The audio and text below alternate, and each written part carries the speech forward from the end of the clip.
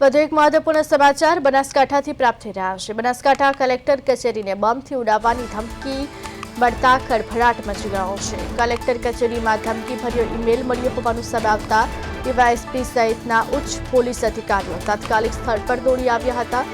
સુરક્ષાને ધ્યાનમાં રાખી કલેક્ટર કચેરીમાંથી તમામ કર્મચારીઓ અને અધિકારીઓને બહાર કાઢવામાં આવ્યા હતા અને કચેરીની આસપાસ पुलिस बंदोबस्त गोठवવામાં આવ્યો હતો।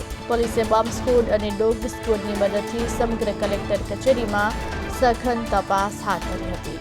કોઈ અનિચ્છનીય ઘટના ન બને તે માટે કલેક્ટર કચેરીને ચારે બાજુથી સીલ કરી તપાસ કાર્યવાહી ચાલુ રાખવામાં આવી છે। ત્યારે બનાસકાંઠા કલેક્ટર કચેરીને બોમ્બથી ઉડાવી દેવાની ધમકી મળતા જ ભયનો માહોલ છે। ધમકીભર્યો ઈમેલ મળતા કલેક્ટર કચેરી ખાલી કરવામાં આવી છે। જોકે પોલીસે કલેક્ટર કચેરી ખાતે તપાસ શરૂ કરી છે। મેલ ક્યાંથી આવ્યો, કોને કર્યો તેને લઈને પણ તપાસ શરૂ કરવામાં આવી।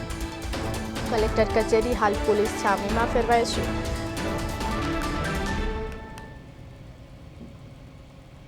વધુ વિગત સાથે અમારા સંવાદદાતા રાજેશ જોડાઈ ગયા છે। જે રાજેશ, કલેક્ટર કચેરીને બોમ્બથી ઉડાવવાની ધમકી આપવામાં આવી છે, શું હતો આખો મામલો, કોના દ્વારા મેલ મોકલવામાં આવ્યો છે, શું છે વધુ વિગત?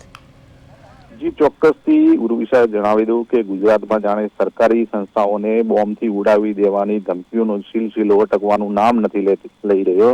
ગુજરાત હાઈકોર્ટ સહિત કોર્ટને બોમ્બથી ઉડાવી દેવાનો ધમકી ભર્યા ઈમેલ મળતા ભારે ખળભળાટ મચી ગયો હતો અને હવે બનાસકાંઠા જિલ્લા કલેક્ટર કચેરીને બોમ્બથી ઉડાવવા દેવાની ધમકી મળતા દોડધામ મચી ગઈ છે।